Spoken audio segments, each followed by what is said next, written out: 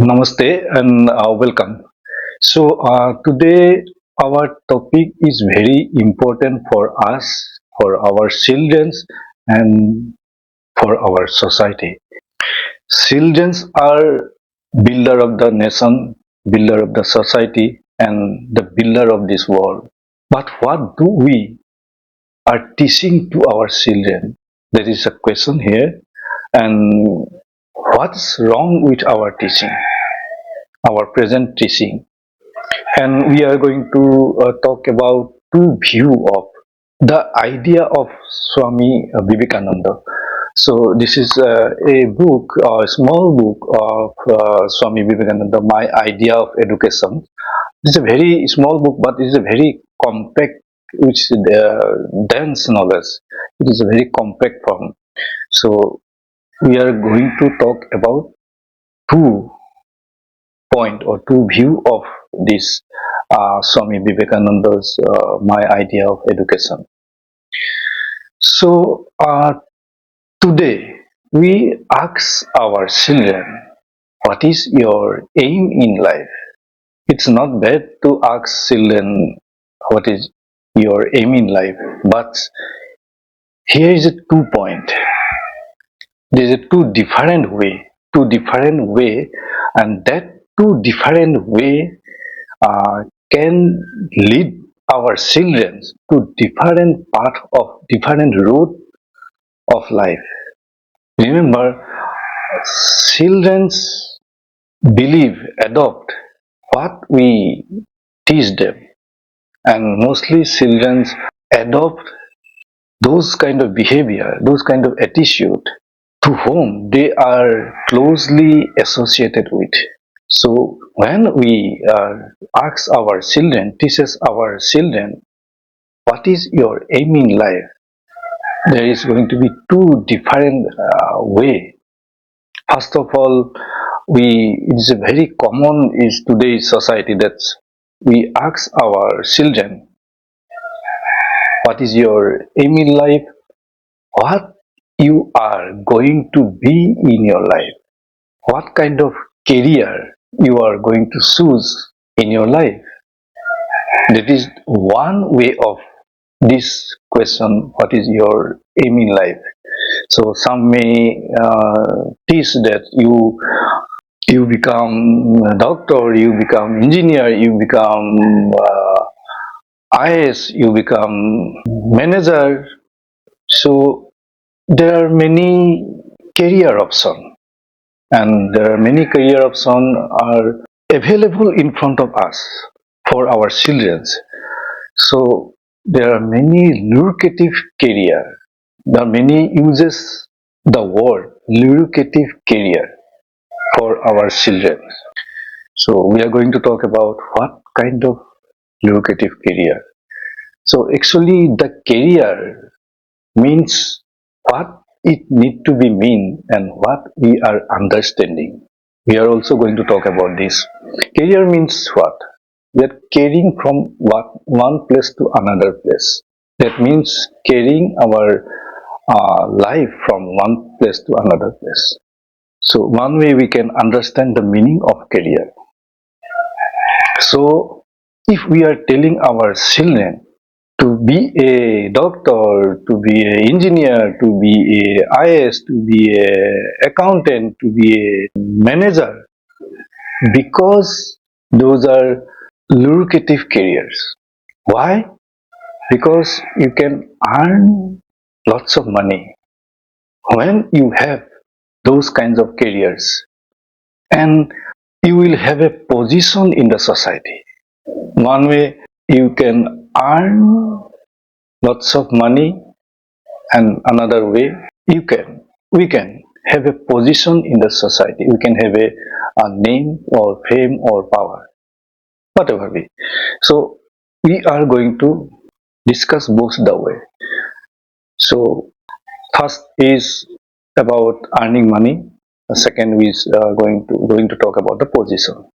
First, if we choose such a career or such a aim in life to become a doctor, to become an engineer, to become a administrative officer to become a manager. Because why? Because they are lucrative career. You can earn lots of money.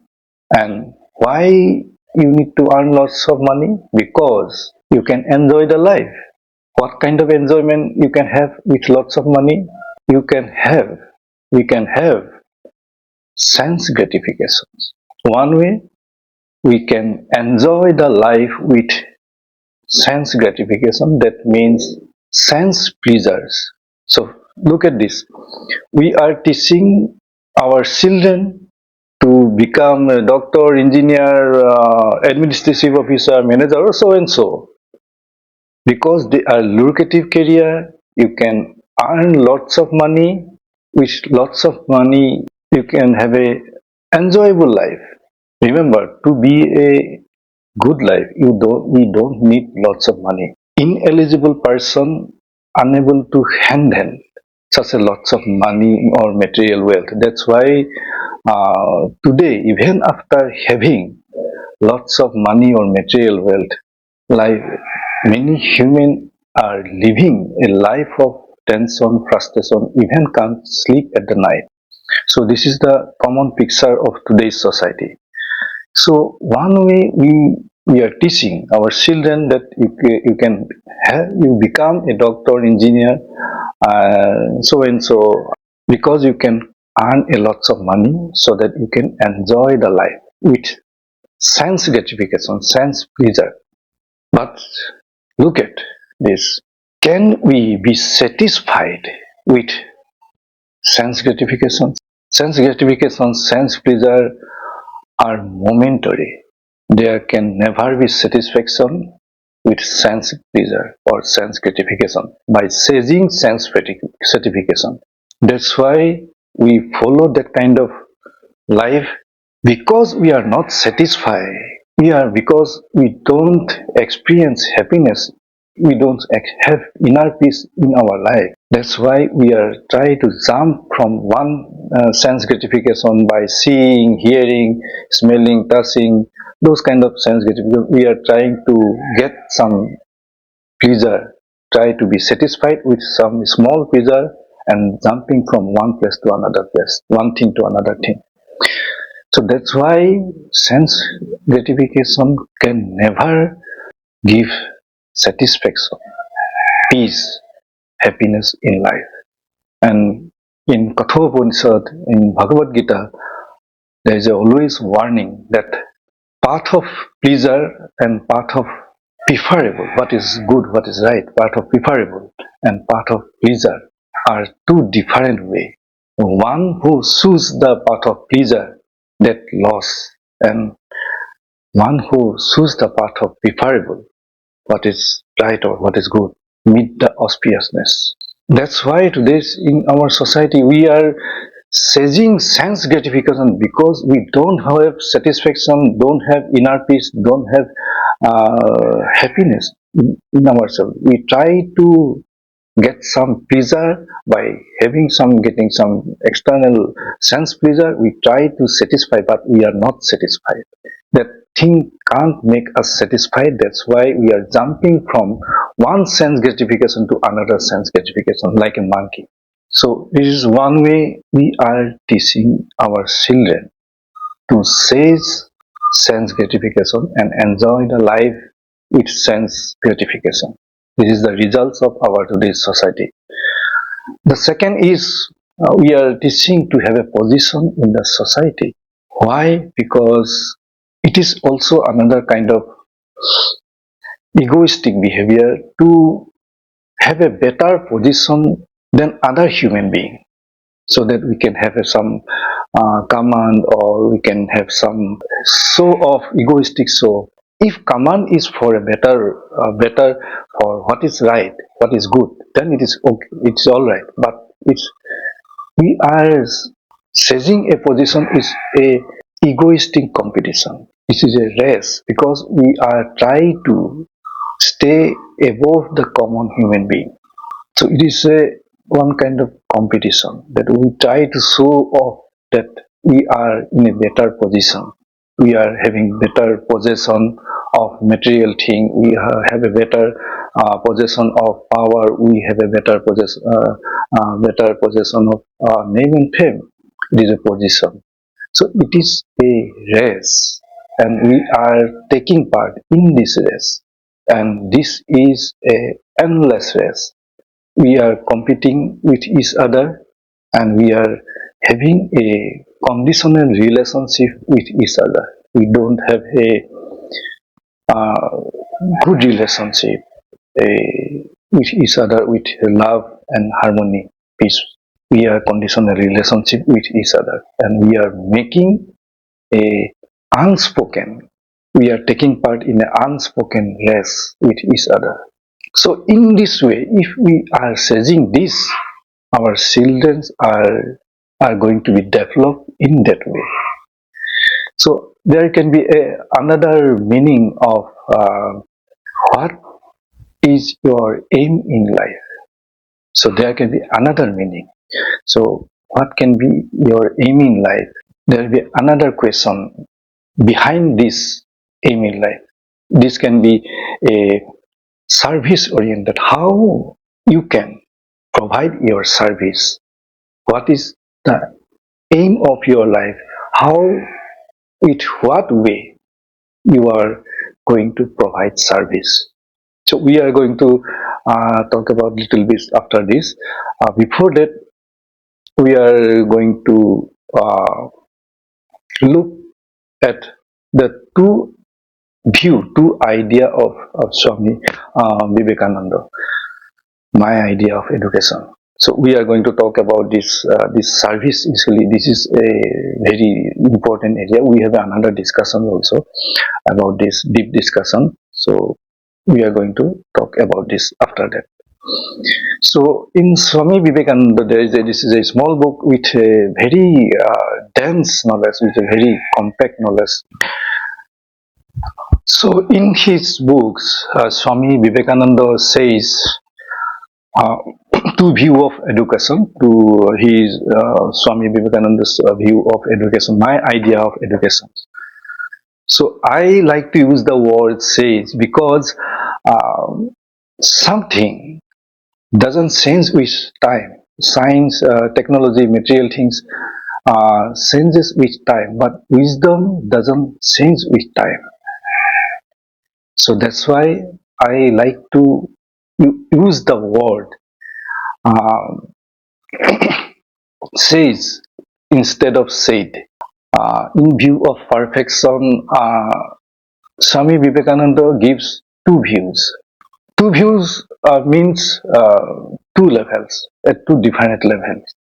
So one at the absolute level and another in the relative level. So in the absolute level, perfection in the metaphysical sense implies the realization of soul's own ever perfect nature. And Vedanta says human being is not born a sinner, nor necessarily he a victim of circumstances.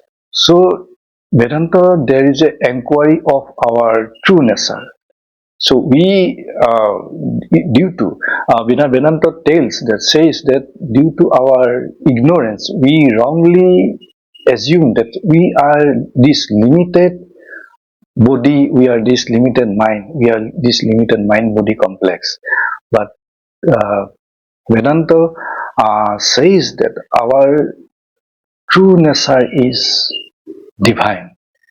Our true nature is perfect. We are one with God. So if we investigate, inquiry, and we can have with our own experiences, we can know that our true nature is not this body, not this mind, and our true nature is that the absolute, the supreme self. Many religion use the different name to express that supreme reality, God. So whatever be the name, There can't be different God for different human being. The God is the same. So we are also told that God is omnipresent. God is omnipresent, and that means what? God is also present within us. Sabka Malik Ek hi hai. So our true identity is with that supreme reality, that supreme self, and that supreme self is the self of all being. Remember, it is not a thing, but it is an object. So we have there is a many investigation way that we are, our true nature is divine, and our we are one with that God. You may call God or whatever the name. We are one with that absolute reality, the supreme self. The supreme self is the self of all being, and with that, the consciousness of that supreme self, all this body, mind activates. The consciousness, that eternal consciousness, which is all within us, activates this mind, body, and this life and this world. Initially, it is very difficult to difficult to understand for some, but it is true. And in Vedanta, there are various methods, various ways, and those Upanishads are the investigation, inquiry about that supreme self, final truth. So it is also called the Vedanta Nama Upanishad Pramana. Without that eternal consciousness, this universe is not going to exist.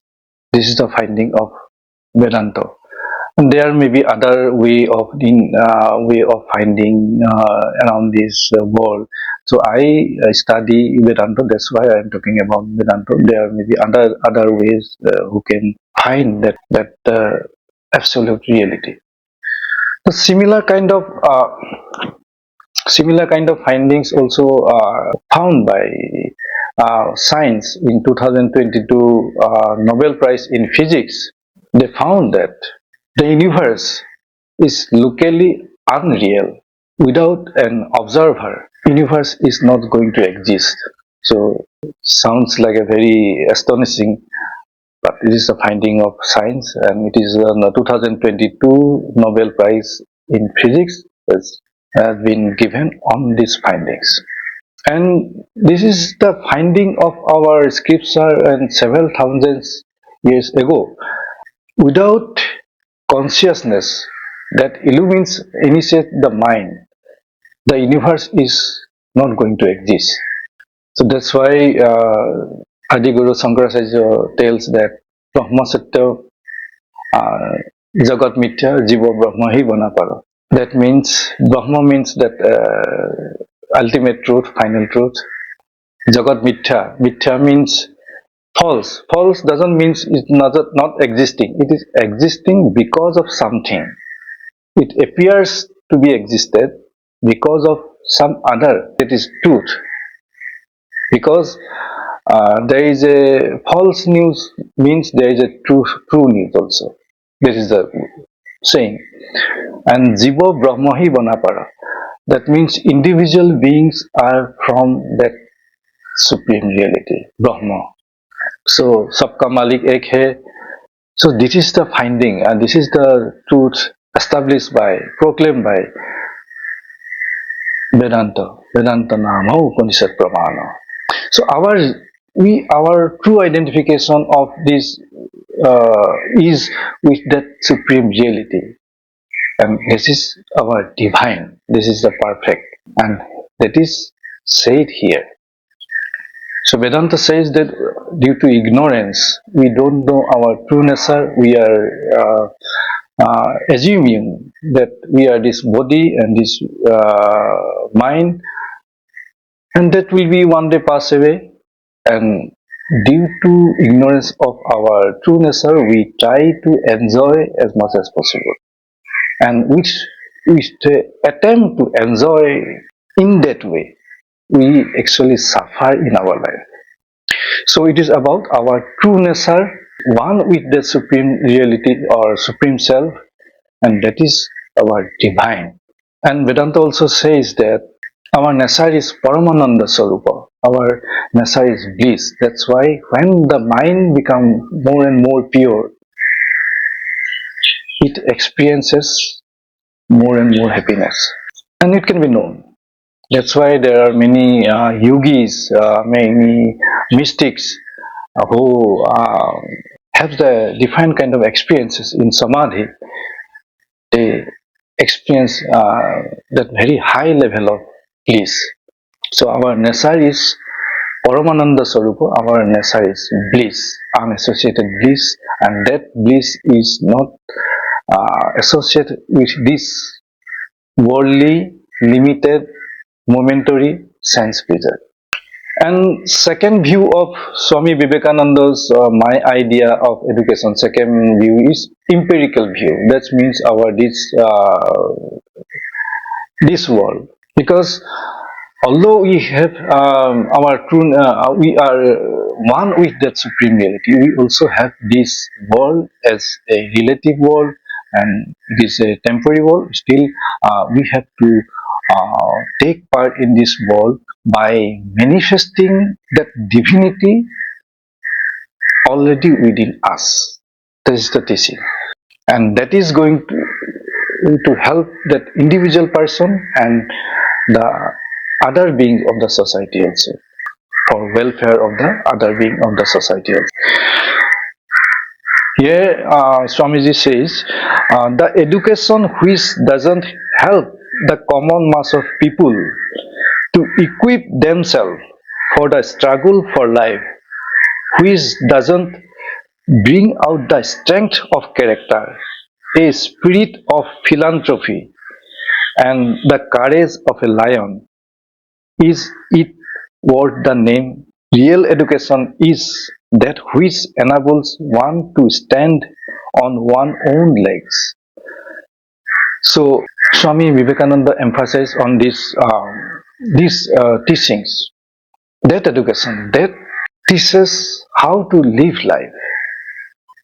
So life is, there are very different situations. Life is not smooth. Life is always ups and downs and struggles. And that education that teaches us to face difficult situation of life. Secondly, so that will develop, and that education that develop the strength of character. We have some inclination, we have some inborn character to do something, to act something, to provide service something, and that education help to develop that strength of characters.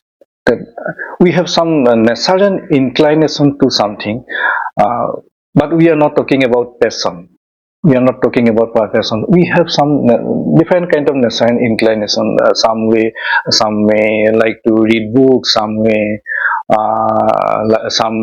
like to provide service to the society. Some may like mathematics, or like some may like political science. This is different way. There is a natural inclination to something.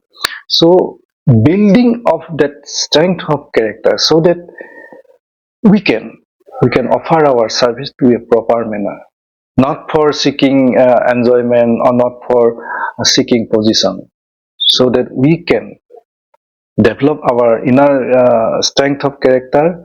To that particular way we can provide our service. So, and that education need to develop the spirit of philanthropic, and with the spirit of philanthropic we can developing our strength of character and provide the service. And we need to have that courage of a lion to speak, to face difficult situations of life. That doesn't mean that it is a violence. Swami Vivekananda never teaches violence. It is we can stand. Life is struggle. There is always struggle in life. within us. There is a demonical property within us, divine quality within us. We need to um, overcome that demonical quality. That divine quality gives us the courage of a lion to face difficult situation of life, because we have to face different situation of life. That that quality, that divine quality, can only give the courage of a lion. So we talk about previously that one way, what is your aim in life, is we can understand that in what way we can offer our service to the nation, to the society, to the animal, to the nature, to the world, whatever the meaning, we can offer our service. We can offer service through an administrative officer, we can offer service as a doctor, we can offer service as an engineer. And one way, the approach is to offer service to the welfare of others. And when we offer service, that will be bring us good to the all being, including that individual being and to the rest of the world.